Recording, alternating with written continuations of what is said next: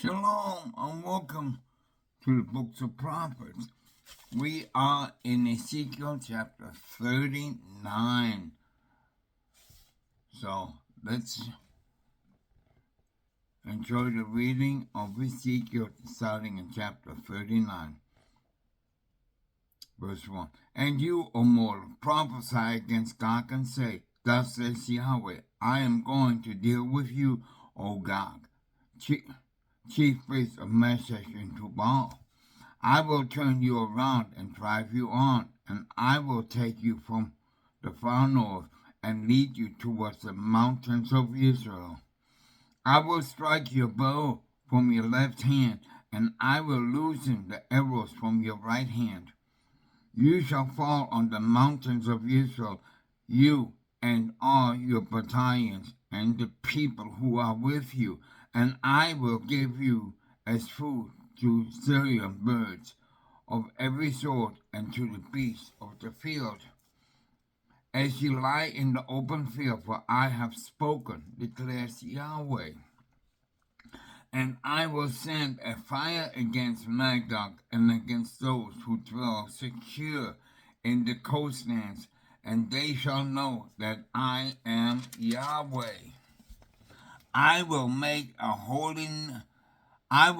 my holy name known among my people Israel, and never again will I let my holy name be profaned, and the nations shall know that I, Yahweh, am holy in Israel. And it has come, it has happened, declares Yahweh. This is that day that I decree. Then the inhabitants of the cities of Israel will go out and make fires and feed them with the weapons, shields and bucklers, bows and arrows, clubs and spears. They shall use them as fuel for 7 years. They will not gather firewood in the fields or cut any of the forests, but will use the weapons as fuel for their fires. They will despoil those who despoil them and plunder those who plunder them, declares Yahweh. 11.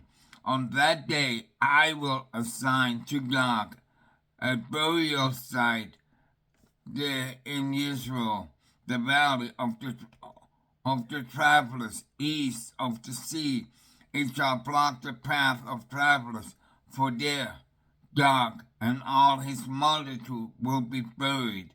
It shall be called the valley of Gog's multitudes. The house of Israel shall spend 7 months burying them in order to cleanse the land. All the people of the land shall bury them. The day I manifest my glory shall bring renown to them, declares Yahweh.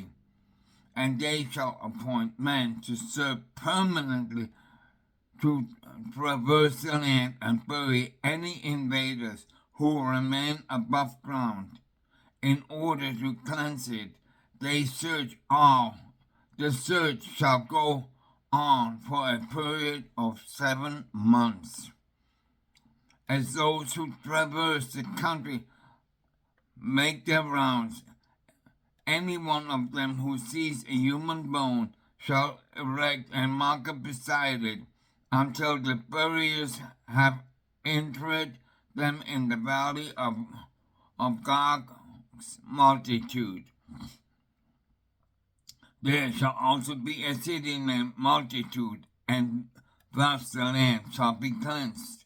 And you, O mortal, say to every winged bird and to all the wild beasts, Thus says Yahweh, Assemble, come and gather from all around for the sacrificial feast that I am preparing for you, a great sacrificial feast upon the mountains of Israel, and eat flesh and drink blood. You shall eat the flesh of warriors and drink the blood of princes of the earth, rams, lambs, he-goats, and bulls, fatlings, of Bashan, all of them. You shall eat fat to satisfy and drink your fill of blood from the sacrificial feast that I have prepared for you. And you shall say yourselves, as my table at my table with horses, chariots, warriors, and all fighting men, declares Yahweh. 21. Thus will I manifest my glory among the nations, and all the nations shall see the judgment that I executed and the power that I wielded against them. From that time on, the house of Israel shall know that I, Yahweh, am their God, and the nations shall know that the house of Israel were exiled only for the iniquity, because they trespassed against me, so that I hid my face from them and delivered them into the hands of the adversaries, and they all fell by the sword. When I hid my face from them, I dealt with them according to their uncleanness and their transgressions. Assuredly, thus said Yahweh, I will now restore the fortunes of Jacob and take the whole house of Israel back in love, and I will be zealous for my holy name. They will bear the name and all their trespasses that they committed against me. Then they dwell in the land secure and untroubled. When I have brought them back from among the peoples and gathered them out of the lands of their enemies, and have manifested my holiness through them in the sight of many nations. They shall know that I, Yahweh, am their God, when having exiled them among the nations, I gather them back into their land and leave none of them behind. I will never again hide my face from them, for I will pour out my spirit upon the house of Israel, declares Yahweh. Chapter 40. In the 27th year of our exile, the 14th year after the city had fallen, at the beginning of the year, the 10th day of the month, on that very day, the hand of Yahweh came upon me, and he brought me there. He brought me in visions of Yahweh to the land of Israel, and he sat me down on a very high mountain, on which there seemed to be the outline of a city in the south. He brought me over to it, and there, standing at the gate, was a man who shone like copper. In his hand were a cord of linen and a measuring rod. The man spoke to me, "Mortal, look closely and listen attentively, and note well everything I'm going to show you. For you have been brought here in order to be shown, and report everything you see to the house of Israel." Along the outside of the temple area ran a wall on every side. The rod that the man held was 6 amet long, plus 1 tefeth for each amma, and when he applied it to the structure, it measured 1 rod deep and 1 rod high. He went up to the gate that faced eastward and mounted its steps. He measured the threshold of the gate. It was 1 rod deep, and one threshold was 1 rod deep. Each recess was 1 rod wide and 1 rod deep, with a partition of 5 amet between recess and the threshold of the gate at the inner vertebra of the gate was 1 rod deep.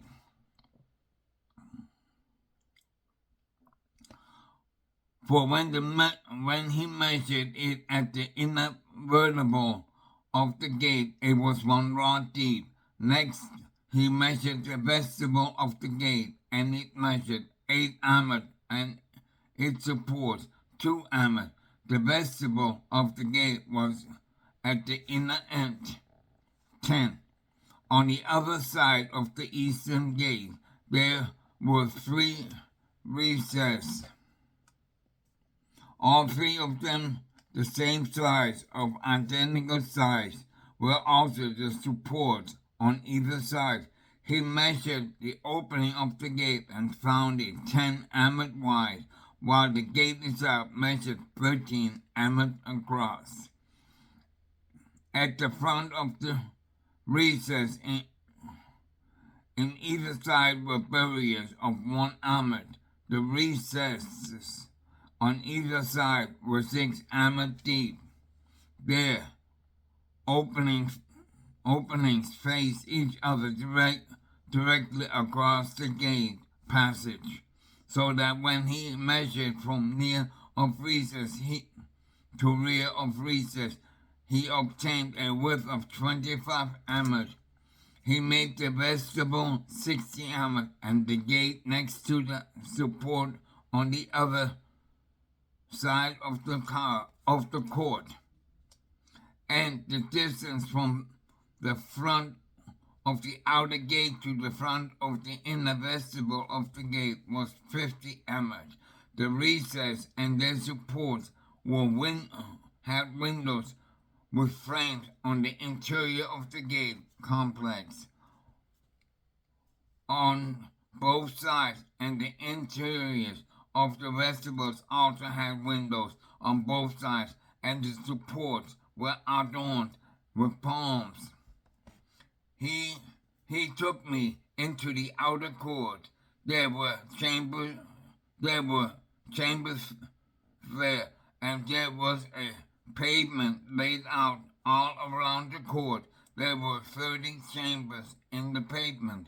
The pavements flanked the gates. The depth of the lower pavement paralleled that of the gates. Then he measured the width of the lower court from the front of the inner court to the front of the outer court, 100 amos, and the east gate, the north gate. 20. Next he measured the gate of the outer court that faced north, its length and its width. Its 3 recesses on either side, and its supports, as also its vestibule. It measured like the first gate, 50 amos in length and 25 amos in width. Its windows and doors of its vestibule, as also its palm trees, corresponding to those of the gate that faced east from the outside. One had to climb 7 steps to reach it, and its vestibule was ahead of them. Like the east gate, the north gate faced a gate leading into the inner forecourt, and when he measured the distance from gate to gate, it was 100 amos. Then he took me to the south side. There was also a gate on the south side, and he got the same measurement as before for its supports and its vestibules. Both it and its vestibules had windows like the aforementioned ones. It was 50 amos long and 25 amos wide. Its staircase consisted of 7 steps. Its vestibule was ahead of them, and its supports were decorated on both sides with palm trees. The inner court likewise had a gate facing south, and on the south side, too, he measured a distance of 100 amos from the outer gate to the inner gate. He now took me into the inner forecourt through the south gate. When he measured the south gate, it had the same measurement as the foregoing. Its recesses, its supports, and its vestibule had the same measurement, both it and its vestibule and windows in it on both sides. It was 50 amot long and 25 amot wide. Vestibules on both sides, 25 amot long and 5 amot wide. 31. Its vestibules, however, gave on the outer court. Its supports were adorned with either side with palm, and its staircase consisted of 8 steps. Then he took me to the eastern side of the inner forecourt, and when he measured the gate there, he got the same measurement. Its recesses, supports, and vestibules had the above measurement. Both it and its vestibule had windows on both sides. It was 50 amot long and 25 amot wide, and its vestibule gave on the outer court.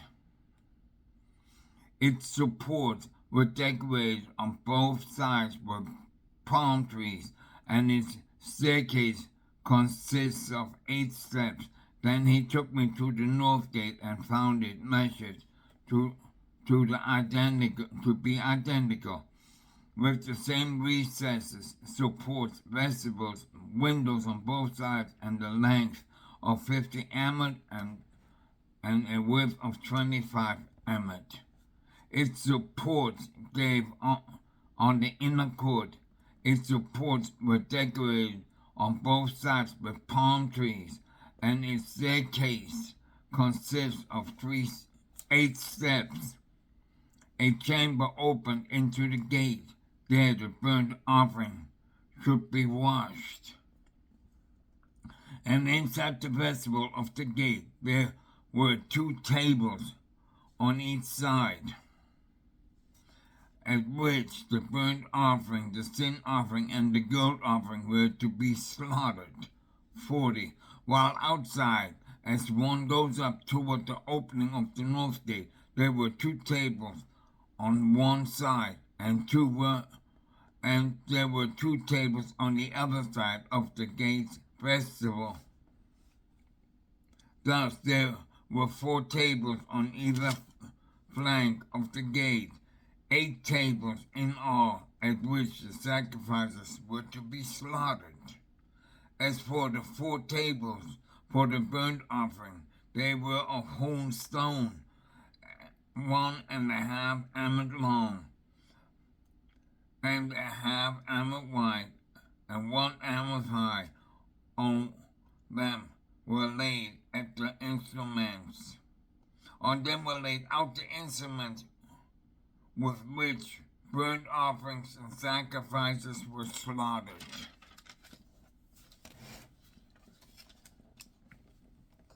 Shelves.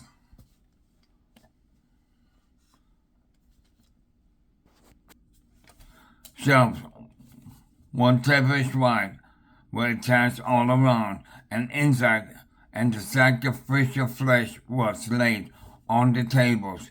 There were chambers of singers in the inner forecourt, one beside the north gate, facing south, and one beside the east gate, facing north. The man explaining to me, the chamber that faces south is for the Kohanim who perform the duties of the temple, and the chambers that faces north is for the Kohanim who performs the duties of the Mizpah. They are the descendants of Zadok, who alone of the descendants of Levi may approach Yahweh to minister to him. He then measured the forecourt, 100 amot long and 100 amot broad. 4 square in front of the temple stood the Mizpah. He took me to the portico of the temple and measured it. The jambs of the portico were 5 amot deep on either side. The width of the great opening was 14 amot, and the flanking wall of the gate was 3 emmers on each side.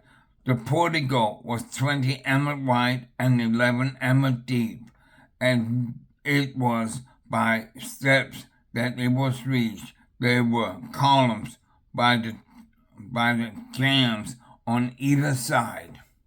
This concludes the reading of Ezekiel 39 and 40.